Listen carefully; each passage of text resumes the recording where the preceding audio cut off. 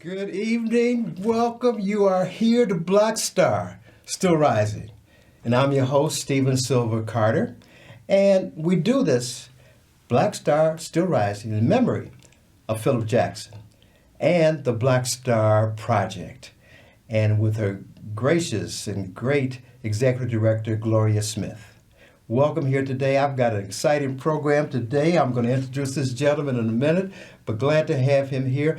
First, I want to do some shout-outs, as I normally do, because if it gets tight at the end, I might forget the shout-outs, and I don't want to forget the shout-outs. Shout-outs to Imani Payne. Wave your hand. Okay, everybody. Shout-outs to Rocio Santos. Wave your hand. Okay, we got you. And we have some new people in the shout-outs, too. We've got a new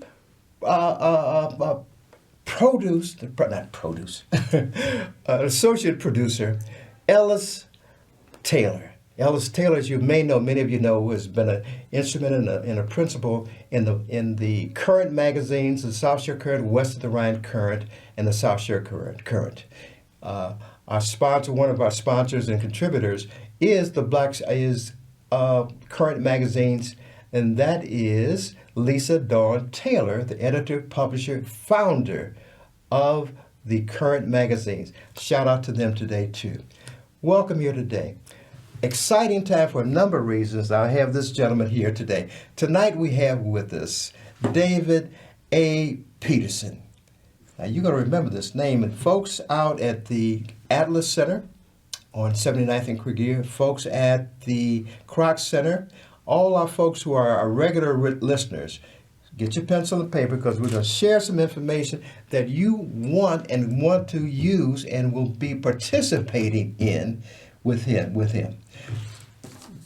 Not much further ado, but David is the president and executive director of the National A. Philip Randolph Pullman Porter Museum.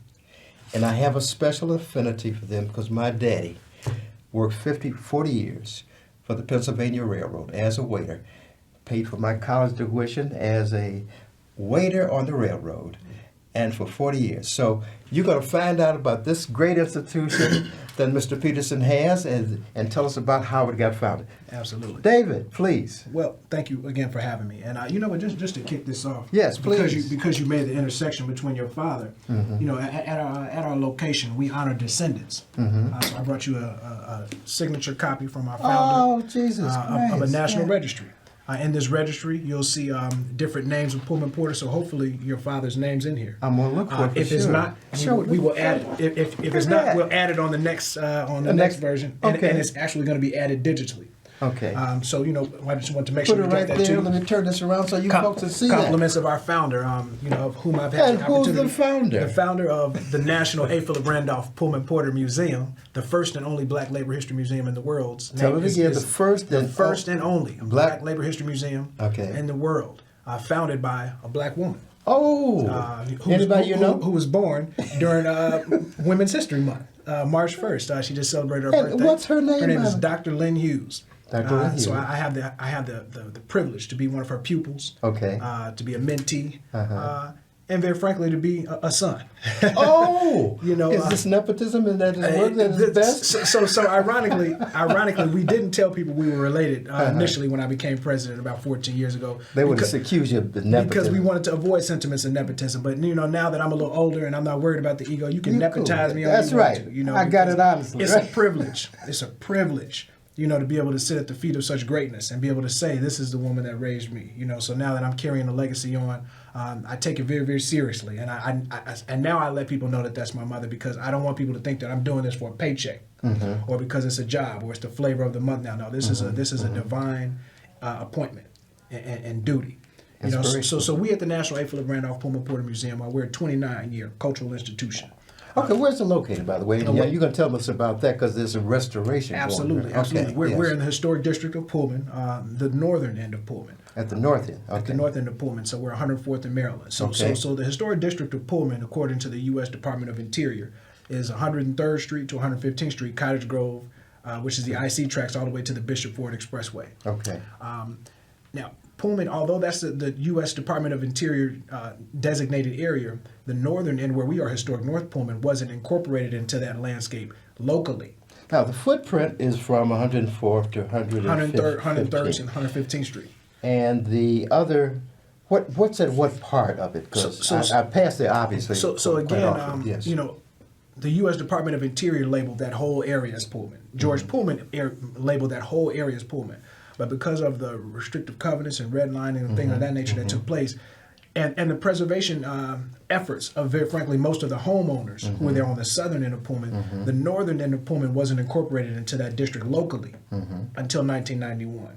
And that was because Dr. Lynn Hughes, our founder of the museum, did her own due diligence, found out about it, went down to City Hall, beat the drum, neighborhood petitions, the whole nine, and then finally got the historic North Pullman district incorporated into that. That's a lot of work, and you saw her doing that. Absolutely. That was kind of ingrained in you. And that's important because, in 2015, we became the first site in Chicago to be a part of the National Park Service inventory. So now everybody loves Pullman, the entire district of Pullman, but we actually had to beat the drum in order for the northern end to be a part of it. So that was in 91, and in 95 we opened the museum. Can I ask you a question about Absolutely. that? The restaurant that used to be there, is that going to be restored? Is that coming The back? Florence Hotel. Yeah, So it wasn't a restaurant. It was they would have a brunch on Sundays. Okay, It was called right. the Retreat. And actually, those people who were running that were the people who actually opened up BJ's Market.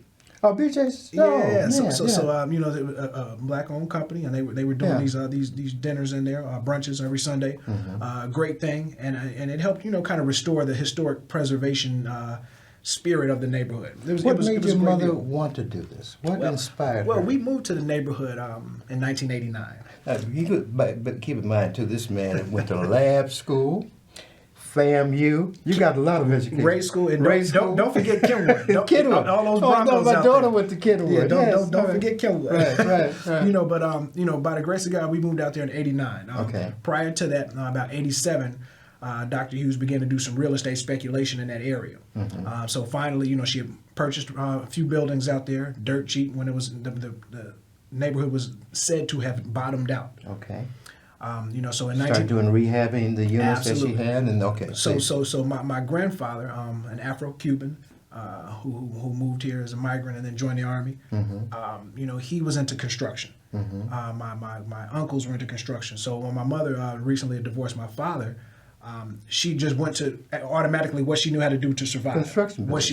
So she got into rehab, and then she found these properties dirt cheap, and she moved out there. So we moved into her last property, which was her second to last property, which was in 1989. How many bedrooms was that? It was a 3-flat building. Okay. So each. I didn't know they had more than just single row houses. Oh yeah, but they had more. Okay. Yeah, 3 flat buildings. Okay. So we moved in about 2-3 bedrooms each unit. So when we moved there, we decided that we were going to stay there, and then she began to just as a neighbor, a new neighbor, do her own due diligence. Let me do some research in the neighborhood. So she took a trip down that the Historic Pullman Foundation was hosting, some of our partners now, and they're on the southern end of Pullman, and they hosted a tour, and she asked the docent, "Hey, what contribution did African Americans have in this story?" And everyone's looking like, "Oh, you don't know." You're getting ready to catch it now, right? So they came back from what she says seemed as an eternity. And said, she kept called pregnant pause. They're ready for the storm. A deafening silence. And she says, the docent says, I think they worked on the train. Yeah, so anyway, and then goes on with the story. And she's like, okay, maybe I said something I wasn't supposed to say. So she goes on about her business. But she was so pissed off at that point. Oh, I'm sorry if I'm not supposed to say that. Cut that, piss. Lord, forgive me. So she went to a local library. Wendell Smith Library, elementary school. Oh yeah, I know. She went to that library and just pick up the book. It was almost like a children's book. So she picks up the book and does her reading. The book was called A Long Hard Journey. Hard Journey. And that book gave her all of the science of the Pullman Porters. So she read it and she began to weep because what was taking place in her lifetime, she had nothing about. She had never heard about it in school. She had never, nobody had ever taught about her. Our history is a bit hidden. Absolutely, absolutely. So she says, you know what? Wow. So she went home, and she was just at home alone. laying in her bed alone because her and my father had recently divorced. And she woke up about 5 in the morning and said, Spirit headed. I'm going to start a museum. And then Spirit she headed. just looked around like, Who told you that? Where'd that come from? And she just started to laugh. I said, like, where did that just come from? When did she tell that story? So she told me that story as I got a little older. She began to, kind of tell me the story, and then she would tell it to the public, and I would listen to it. So I kind of learned it on autopilot. But after that, the work began. So she began to do her research, and everyone that she began to talk to, black, white, purple, dotted, and spotted. Told her, well, spotted too? Spotted too. Okay. So she said, well, you don't have the credentials to do this. You don't have the degrees or the background in museums to do this. You can't do a museum. And she said, so she's one of 11 children. Okay. And Was she, the baby where she falling so she was the oldest girl. So she was the one that had to watch everybody when my uncles and them snuck out. Don't be telling too much. Don't be dropping no dime on nobody on TV. Well, go ahead. Go ahead. So then she says, you know what? That really made her upset. So she said, I'm definitely doing it now. So the last building that she had purchased, she said, I'm going to dedicate this to the museum. Okay. So she initially got a very, very small grant to start it, which was hundreds of thousands of dollars less than what she anticipated it would take in order to do. So she had to put in a lot of her personal money. She had already put up her own personal money in terms of the building. And she founded the museum. That's an activist that puts their personal money, time, energy, etc. in spite of. Yep. So I was in about 8th grade, going to William H. Ray Elementary in high school, William H. Elementary School. The site of the Hyde Park Arts. Art program. 57th Street Art Right. Nothing like it. And she it was my 8th grade year around Christmas, and we took a trip to New York. We went to the Schomburg. In New York. Another historic place. And we walked in, and they said, "Okay, so what are you guys looking for?" And we're like, surely I don't know. I'm only an 8th grader, kind of forced intern. Yes. And they give us these white gloves. Did she pay you? Oh yeah, she paid. Great. Yeah, I'm sure you room and board. Room and board. three hots and a cot.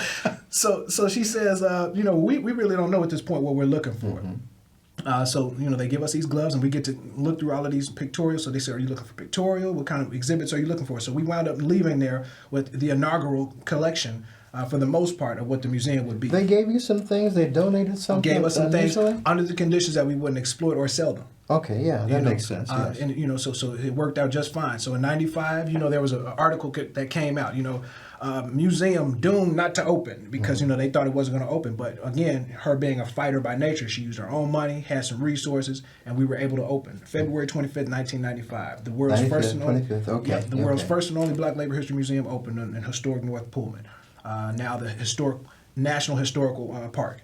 So, after that time, we basically battled all type of things, from politicians to neighborhood people to just you name it. Everyone and their mother tried to come. Did not want you there. Did not want this history. They tried to stop her from telling a story because it embarrassed them. It told a dirty laundry.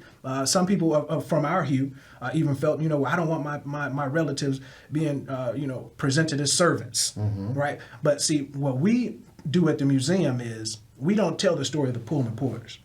We tell the story of the Brotherhood of Sleeping Car Porters and Maids. Okay. And that was the world's first and only Black labor union to receive a charter under the American Federation of Labor. So Let me just stop you just for a quick moment. Yes, sir. I want you to, first of all, before we forget it, address of the museum and when you expect it to be open and what people can do to be involved, engaged as you are, as much as you are. Sure. And if donations are appropriate, where that should go. Can you do it? We're going to do it at the end. Absolutely. Okay? So you can get all of this information at PullmanPorterMuseum.com. We are located 10406 South Maryland, currently closed for expansion and construction. We are now erecting the Jesse Jackson Civil Rights Wing. I saw that photograph of the museum. So we're very proud of that. Very, very proud and privileged to be able to preserve, protect, and interpret. There's a very, very important story set. And again, this is the phase one of the world's first and only Black labor tourism district that we're erecting. So on that, we'll have the Dr. Hughes. I actually named this museum the Dr. Hughes Brotherhood of Sleeping Car Porters Ladies Auxiliary Women's History Museum. It's finally going to give us the opportunity to tell the story of the women's contribution to the labor movement, because they're so often skimmed over. Right. You know, but A. Sure. Philip Randolph, you know, he started the Ladies Auxiliary, which was the women's force of the union, where the women, the ladies, the wives, all of the women supporter were able to be a part of this union by proxy to help the brothers organize so that they would not risk losing their jobs. And I want to go into that a little bit as part of this. You're probably aware there are two major conventions coming to Chicago Sure. in July and August. Alpha Phi Alpha, '06, coming in July, and the Democratic National Convention coming in August. My goodness, should they not know about that be engaged and involved? They know exactly who we are, and in God's will, we'll be having our ribbon cutting during the National Convention coming here. So that's when we're in construction now. And by the grace of God and God's will, we'll be able to open up during that time. But if not, we'll definitely be having an activation in the Pullman district for the DNC. So we're excited about that. We're going to have a pre-something in May just to kind of, get everything together. Give us an email address, a website right now. We're going to do it at the end also, okay? Absolutely. PullmanPorterMuseum.com. Once you go there, it'll direct you to all our social sites, how to get in touch with us. You'll have an opportunity to do a virtual tour of the museum. Okay. If you didn't get to see our original grandfather location before the new location is open. So you'll be able to go there again, PullmanPorterMuseum.com, and you can find Are you looking for artifacts too? So we have a national descendants registry. Okay. Again, so most of our inventory has come from descendants. So, our inaugural couple of our pictures came from the Schaumburg and a couple other places, but the majority of our inventory comes from descendants. So we're always looking for more things for descendants to send over. It's important that they know that when they're looking to donate things, they come to the National A. Philip Randolph Pullman Porter Museum, because sometimes they go to the Pullman Visitor Center, which is a part of our partners. Okay. But we are the African American site in the district that guards and protects that story. And we've been doing it for 29 years. By the grace of God, the park opened in 2015, but we were there well before them, and we do a pretty good job of I got something for you. Okay, I got something for you. Looking and I forward think to I sent it to you. There's a photograph that Norman Rockwell, the Saturday Evening Post, very famous magazine back in the 50s, 60s, 70s. The Norman Rockwell piece, that is the cover, is a cover picture of a waiter who is waiting on this little white boy. He is counting out his money, and the waiter, black waiter, is looking at him, smiling very benevolently, and encouraging him to do what he was trying to do, pay for supper in the dining car, which is like, oh man, that was a glorious place to be. I have that. I'll send that to you. And that, I think, is such a wonderful representation of the dining car waiters of that period. Absolutely. And the grace that they had and the comfort that they spread. He was a part of he rode from Chicago to New York on a car called the Broadway Limited. The Broadway Limited back there in the 50s and 60s had live broadcast from the train going from Chicago to New York. And most of those times the baseball players would ride that too. So I'm going to give you a little artifact, and maybe that could be part of. Well, we appreciate that, because we consider you a descendant of distinction. That's an exhibit that we're going to be opening up. So you'll be a part of some very You're getting me ready for that more. You'll be a part of a distinguished fraternity of people and sorority, if you will. Okay. Because there are several descendant supporters. Michelle Obama's a descendant. Whoopi Goldberg's a descendant.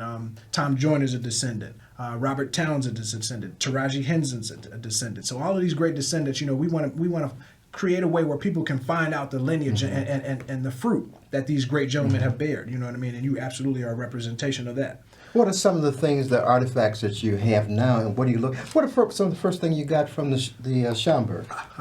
We got some pictures of A. Philip Randolph in action. We had an opportunity to get pictures of him being a mentor to some of the greatest speakers that ever crossed this earth. Martin Luther King, Malcolm X. A lot of folks tell a little bit about Marcus the background Garvey. of his influence and the labor on the civil rights movement. Share a little bit Absolutely. of that, No, please. these gentlemen were the authors and grandfathers of the civil rights movement. Yes. So it was in 1925 that they organized at the Elks Lodge in Harlem, New York. It took them 12 years to receive their charter under the American Federation of Labor, which was 1937. How were they blocked? How were they being blocked at the time? Well, they were blocked because, first of all, it was illegal to try to organize and have a union. So it wasn't until the president Across the United States, period? Across the United States. So it wasn't until the president signed, and I forgot which one it was at that time, but it wasn't until he signed an executive order. Which president was that? I want to say Roosevelt, but I'm not. But don't hold me to it.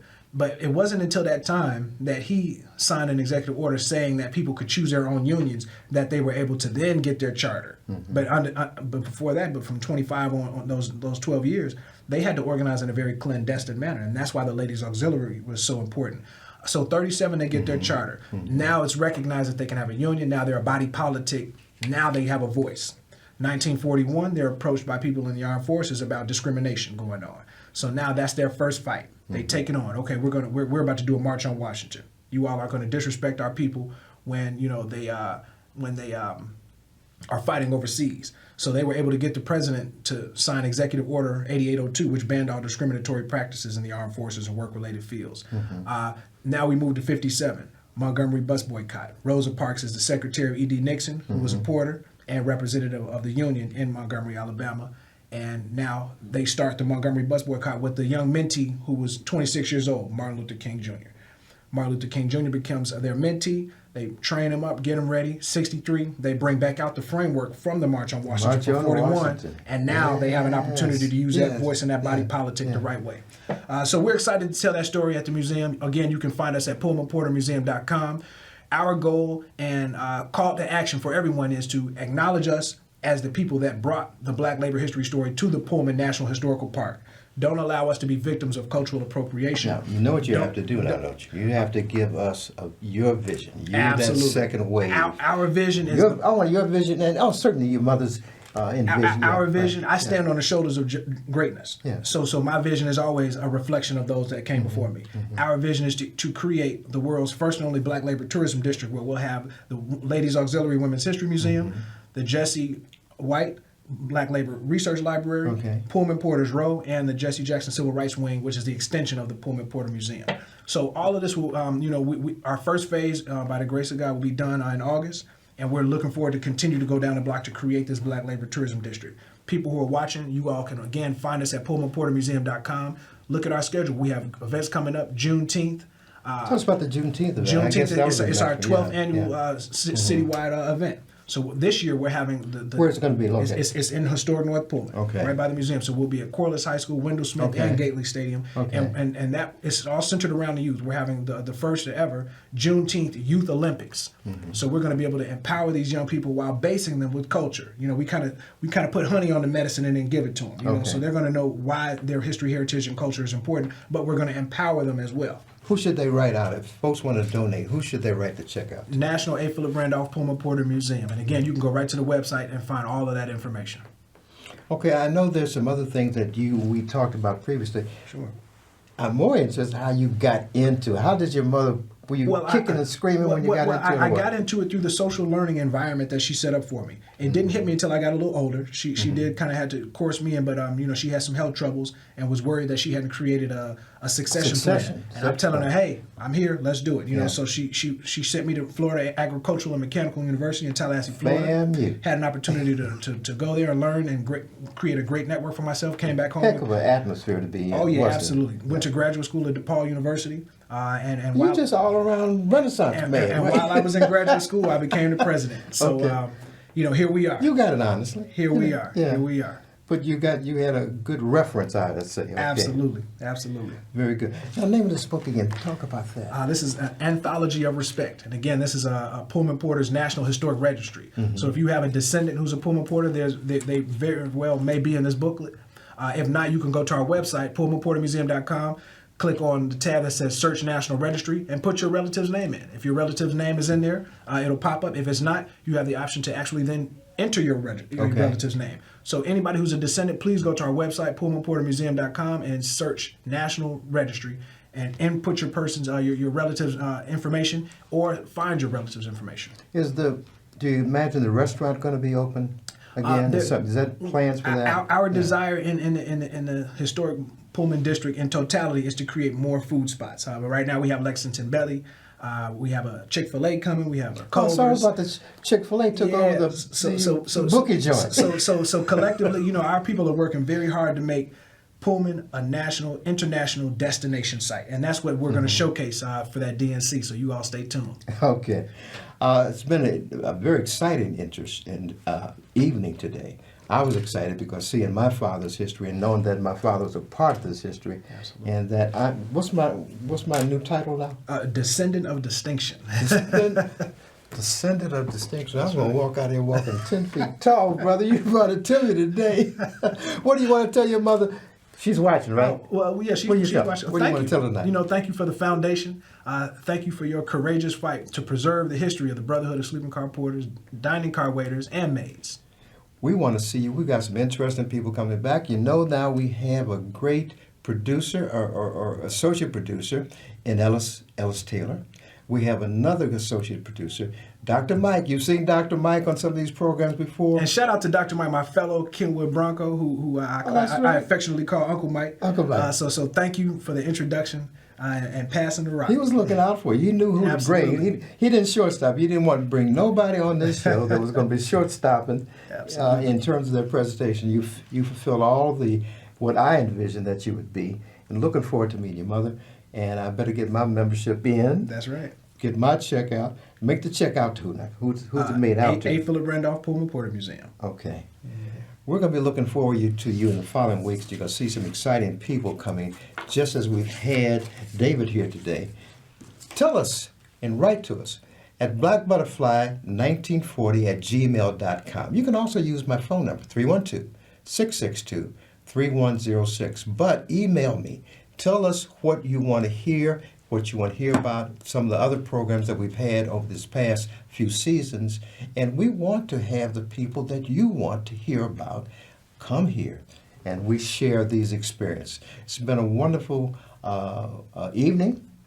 I'm so glad that you came, and we're looking forward to the future events. Thank you for having me. Mr. Patterson, thank you so much. My pleasure.